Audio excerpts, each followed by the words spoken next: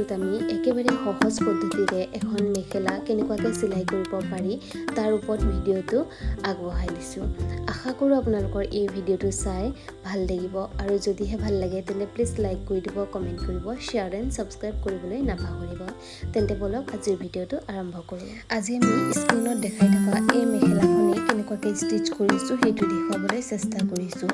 সম্পূৰ্ণকৈ ষ্টেপ বাই ষ্টেপ বুজাই দিব চেষ্টা কৰিছোঁ এই ভিডিঅ'টোৰ দ্বাৰা। আশা কৰোঁ আপোনালোকে বুজি পাব। তেন্তে বলক আজি এই মেখেলাটো আমি কেনেকুৱাকৈ একেবাৰে সহজ পদ্ধতিত চিলাই কৰিব পাৰোঁ তাকে চাই লওঁ। মেখেলাখন ষ্টিচ কৰিবলৈ প্ৰথমে মই এনেকুৱাকৈ মেখেলাটো লৈ লৈছোঁ। এয়া দেখিছে এইখন এখন মেখেলা। এই মেখেলাখনে আমি আজি চিলাই কৰিম। প্ৰথমে মই মেখেলাখন লৈ লৈছোঁ এনেকুৱাকৈ, আৰু এইটো আমাৰ মেখেলাৰ ফ্ৰণ্ট পাৰ্ট হয়।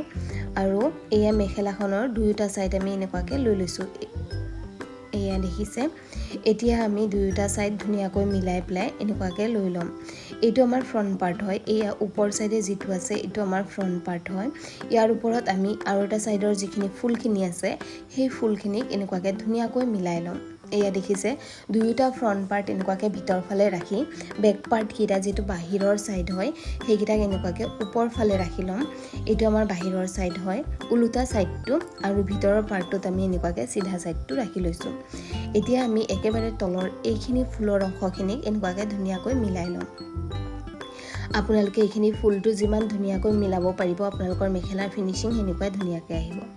তাৰ পাছত একেবাৰে ছাইডৰ কাপোৰৰ অংশটো আমি এনেকুৱাকৈ ডাবল ফল্ড কৰি লৈছোঁ, দুটা ভাঁজ কৰি লৈছোঁ। ভাঁজ কৰি পেলাই এইখিনি চিলাই কৰি দিছোঁ।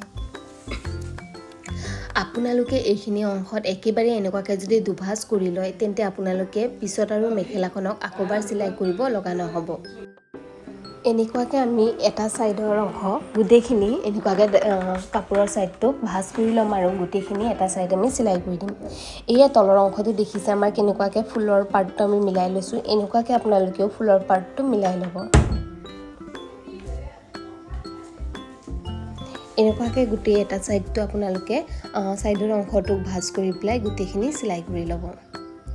এই মেখেলাটো আমি চিলাই কৰাৰ আগত কোনো ধৰণৰ অলপো কাটিং কৰা নাই। যেনেকুৱা মেখেলাৰ পাৰ্টটো আছে ছেম তেনেকুৱাকৈ লৈ পেলাই জাষ্ট দুটা ছাইড আমি এনেকুৱাকৈ মিলাই লৈছোঁ। ওপৰৰ অংশটো দেখিছে আপোনালোকে, এইখিনি আমি কাট দিয়া নাই, এইখিনি পূৰা এনেকুৱা বন্ধ হৈ আছে। আমি এনেকুৱাকৈ মেখেলাটো গোটেইখিনি চিলাই কমপ্লিট কৰি ল'ম। তাৰপাছত একেবাৰে তলৰ অংশটো এনেকুৱাকৈ ফ্ৰণ্ট পাৰ্টটো আমি লৈ লৈছোঁ, তাৰ ওপৰত এনেকুৱাকৈ ফল্চটো লৈছোঁ আৰু এইখিনিত আমি ষ্টিচ কৰি দিম। আপোনালোকে ফল্চৰ ঠাইত মেখেলাত যদি আপোনালোকে আস্তাৰ কাপোৰ দিব বিচাৰে তেন্তে আপোনালোকে আস্তাৰ কাপোৰ দিব পাৰে। এতিয়া আমাৰ যিটো ফুল আছে ফুলৰ পৰা আমি 1 ইঞ্চমান জোখত তলত ফল্চটো ৰাখিছোঁ। ৰাখি পেলাই এনেকুৱাকৈ ধুনীয়াকৈ সমানকৈ ষ্টিচ কৰি দি আছোঁ। এনেকুৱাকৈ আমি গোটেই মেখেলাৰ তলৰ পাৰ্টটোত এই ফল্চটো এটেচ কৰি দিম।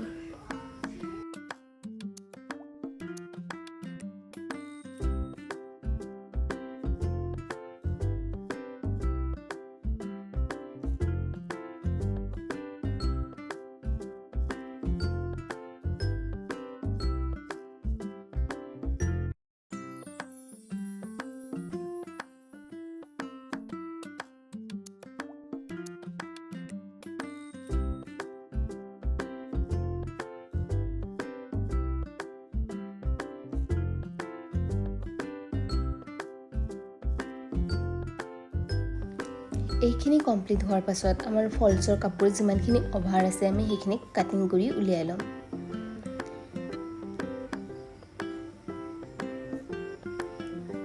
এতিয়া আমি ইয়াক ধুনীয়াকৈ ওলটিয়াই ল'ম। ওলটিয়াই পেলাই আমি যিটো আমাৰ বেক পাৰ্ট হয় সেইটো লৈ ল'ম। এয়া দেখিছে আমি এইটো ওলটিয়াই লৈছোঁ বেক পাৰ্টৰ ফালে। তাৰপাছত যিটো ফল্চ আছে সেই ফল্চটোক আমি এনেকুৱাকৈ ধুনীয়াকৈ মিলি লৈছোঁ। তাৰপাছত ইয়াক আমি বেক পাৰ্টত এনেকুৱাকৈ ওলটিয়াই ভাঁজ কৰি ল'ম। এয়া দেখিছে, আৰু যিটো আমি 1 ইঞ্চ চিলাই কৰোঁতে অভাৰ লৈছিলোঁ সেই 1 ইঞ্চটোক এনেকুৱাকৈ ফল্ড কৰি বেক পাৰ্টত অলপ বঢ়াই লৈছোঁ। এতিয়া আমি ইয়াৰ ওপৰত এনেকুৱাকৈ ষ্টিচ কৰি দিম। এনেকুৱাকৈ আমি এতিয়া গোটেই তলৰ অংশটোত ষ্টিচ কৰি ল'ম। আপোনালোকেও এনেকুৱাকৈ চিলাই কৰি ল'ব। যদিহে আপোনালোকে কাটিং এণ্ড ষ্টিচিঙৰ কাম কৰে আৰু যদি আপোনালোকে মেখেলা চিলাই কেনেকুৱাকৈ কৰে নাজানে তেন্তে এই মেখেলা চিলাইৰ পদ্ধতিটো একেবাৰে সহজ হয়।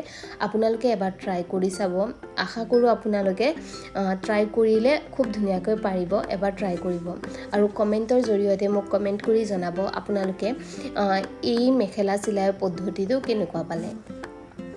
এতিয়া আমি এনেকুৱাকৈ যিটো আমাৰ আস্তাৰ কাপোৰৰ জইন দিছিলোঁ সেই জইনৰ ওপৰত এনেকুৱাকৈ আমি এটা ফিনিচিং চিলাই দি দিছোঁ আৰু এনেকুৱাকৈ গোটেই ফিনিচিং চিলাইটো মই দি ল'ম আৰু আপোনালোকেও ধুনীয়াকৈ ট্ৰাই কৰিব যিটো আমি আস্তাৰ কাপোৰ আৰু মেইন কাপোৰ জইন দিছিলোঁ সেই জইনৰ ওপৰতে এই ফিনিচিং চিলাইটো দিবলৈ তেতিয়া আমাৰ মেখেলাটোৰ ধুনীয়াকৈ ফিনিচিং চিলাই কৰাৰ পাছত আমাৰ যিটো এই জইনৰ অংশটো আছে এই অংশটো আপোনালোকে এনেকুৱাকৈ ধুনীয়াকৈ মিলাই ল'ব যোনটো সাইডে আমাৰ জইনৰ অংশটো আছে তেনেকুৱাকৈ কাপোৰৰ জইনটো মিলাই ল'ব আৰু মিলাই পেলাই সেম পদ্ধতিত আপোনালোকে তলৰ অংশখিনি চিলাই কমপ্লিট কৰি ল'ব এনেকুৱাকৈ মই গোটেই তলৰ অংশখিনি চিলাই কমপ্লিট কৰি লৈছোঁ তাৰ পাছত আমি জাস্ট ওপৰৰ যিটো ফলছৰ পাৰ্ট আছে সেই পাৰ্টটোক এটাচ কৰি দিম আপোনালোকেও এনেকুৱাকৈ ধুনীয়াকৈ কৰি ল'ব এয়া দেখিছে আমাৰ তলৰ অংশটোত প্ৰায় ষ্টিচ কৰি কমপ্লিট হৈ গ'ল এনেকুৱাকৈ আপোনালোকে ধুনীয়াকৈ ষ্টিচ কৰি ল'ব এতিয়া আমাৰ মেখেলাৰ তলৰ পাৰ্টটো কমপ্লিট হৈ গৈছে এতিয়া আমি একেবাৰে মূৰৰ অংশটো লৈ ল'ম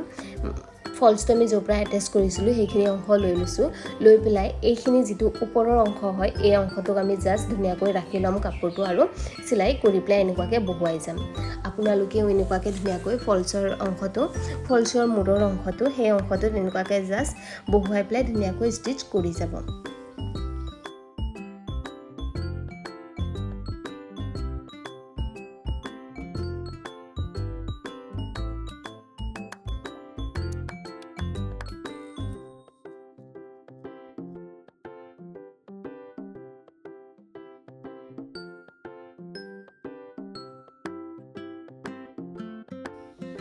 এতিয়া প্ৰায় আমাৰ ফলছটো ষ্টিচ কৰি কমপ্লিট হৈ গ'ল এনেকুৱাকৈ আপোনালোকেও ফলছটো ধুনীয়াকৈ এটাচ কৰি ল'ব এইখিনি মোৰ ফলছটো এটাচ কৰা হৈ গ'ল এইখিনি হৈ যোৱাৰ পাছত আমাৰ যিটো মেখেলাৰ দুয়োটা সাইড আছে সেই সাইড দুটা ধুনীয়াকৈ মিলাই ল'ম মিলাই লৈ পেলাই ষ্টিচ কৰিম তাৰ আগত যিখিনি অভাৰ কাপোৰ আছে সেইখিনি আমি ফলছৰ কাপোৰখিনি কাটিং কৰি ল'ম আৰু ধুনীয়াকৈ মিলাই ল'ম এয়া দেখিছে এইখিনি মই ধুনীয়াকৈ কাটিং কৰি ল'লোঁ তাৰ পাছত এতিয়া যিটো আমাৰ ফলছৰ এই বাহিৰৰ পাৰ্টটোক আমি এনেকুৱাকৈ বাহিৰত ৰাখি পেলাই যিটো আমাৰ মেইন পাৰ্ট হয় যিটো ফুলৰ ফ্ৰণ্ট পাৰ্ট হয় সেই পাৰ্টটোক আমি ভিতৰ ফালে ৰাখি ল'ম ৰাখি পেলাই এয়া ষ্টিচ কৰি ল'ম এয়া দেখিছে এইটো আমাৰ ফুলৰ ফ্ৰণ্ট পাৰ্টটো হয় ভিতৰৰ অংশটো সেই অংশটোক আমি এনেকুৱাকৈ ৰাখি ল'ম আৰু যিটো আমাৰ ওলোটা ছাইড হয় সেই ওলোটা ছাইডটোত আমি এনেকুৱাকৈ কাপোৰখন ভাঁজ কৰি ল'ম এয়া দেখিছে আপোনালোকে এই চিলাইটো কৰোঁতেও চেষ্টা কৰিব তলৰ ফুলৰ অংশখিনি একেবাৰে ধুনীয়াকৈ মিলাই ল'বলৈ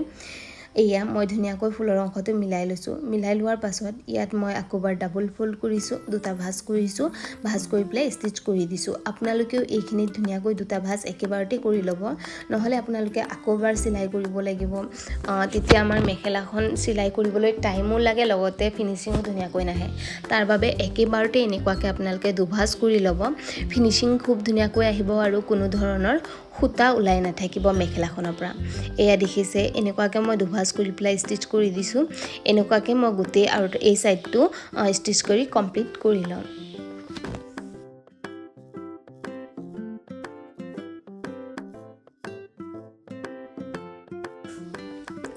এয়া আমি আৰু এটা সাইডটো এনেকুৱাকৈ ধুনীয়াকৈ ষ্টিচ কৰি কমপ্লিট কৰি লৈছোঁ আপোনালোকেও এইখিনি অংশ ধুনীয়াকৈ চিলাই কমপ্লিট কৰি ল'ব এইখিনি অংশ চিলাই কৰালৈকে আমি কিন্তু মেখেলাখনৰ কোনো ধৰণৰ কাটিং কৰা নাছিলোঁ যাৰ বাবে এই তলৰ অংশটো আমাৰ ধুনীয়াকৈ হৈ গ'ল কিন্তু ওপৰৰ অংশটো আমাৰ এনেকুৱাকৈ বন্ধ হৈ আছে এতিয়া আমি এইখিনি জাষ্ট এটা কেঁচিৰ সহায়ত কাটিং কৰি পেলাই মেখেলাখনক মাজেৰে ভাগ কৰি ল'লেই আমাৰ মেখেলাখনৰ ওপৰৰ পাৰ্টটো ধুনীয়াকৈ উলিয়াই যাব আপোনালোকে যদি একেবাৰে প্ৰথমতে কাটিং কৰি লয় তেতিয়া আমাৰ কেতিয়াবা মেখেলাখন অকণ বেকাকৈ কাট খায় বা কিবা প্ৰব্লেম হয় তাৰ বাবে মই এনেকুৱাকৈ একেবাৰে শেষত কাটিং কৰোঁ তেতিয়া আপোনালোকৰ কোনো ধৰণৰ মেখেলাখন আগ পিছ হোৱাৰ চান্স নাথাকে বা কোনো ধৰণৰ ফিনিচিঙত প্ৰব্লেম নাহে বা চিলাই কৰিবলৈ অসুবিধা নহয় তাৰ বাবে মই একেবাৰে শেষৰ ভাগত এইখিনি কাটিং কৰোঁ এইখিনি কাটিং কৰি হোৱাৰ পিছত জাষ্ট ওপৰৰ যিটো পাৰ্ট আছে সেই পাৰ্টটোক এনেকুৱাকৈ দুভাঁজ কৰি লৈছোঁ দুভাঁজ কৰি পেলাই আমি এইখিনিত এতিয়া ষ্টিচ কৰি দিম এই মেখেলা চিলাই পদ্ধতিটো একেবাৰে সহজ হয় আপোনালোকে এবাৰ ট্ৰাই কৰি চাব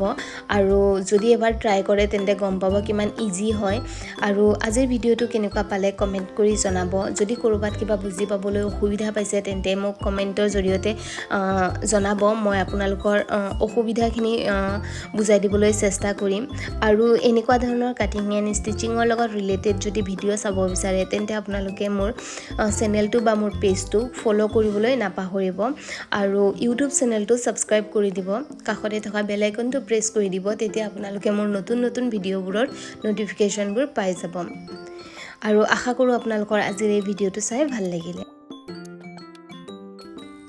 এতিয়া আমাৰ মেখেলাটো সিলাই কৰি কমপ্লিট হৈ গ'ল এনেকুৱাকে আপোনালোকে একেবাৰে সহজ পদ্ধতিত এখন মেখেলা সিলাই কৰি ল'ব পাৰিব আৰু যদি আজিৰ ভিডিঅ'টো চাই আপোনালোকৰ কিবা এটা সুবিধা হৈছে বা কিবা এটা শিকিব পাৰিছে তেন্তে কমেন্টৰ জৰিয়তে জনাবলৈ নাপাহৰিব আৰু ভিডিঅ'টো শ্বেয়াৰ কৰি দিব আৰু ভিডিঅ'টো সম্পূৰ্ণকৈ চোৱাৰ বাবে ধন্যবাদ এইটো আমাৰ মেখেলাখনৰ এটা ফাইনেল লুকটো এয়া দেখিছে আমাৰ সিলাই কৰি হৈ যোৱাৰ পাছত আমাৰ ফিনিশিংটো কিমান ধুনীয়াকৈ আহিছে এনেকুৱাকে আপোনালোকেও এবাৰ ট্ৰাই কৰিব বুলি আশা কৰিছো থ্যাংক ইউ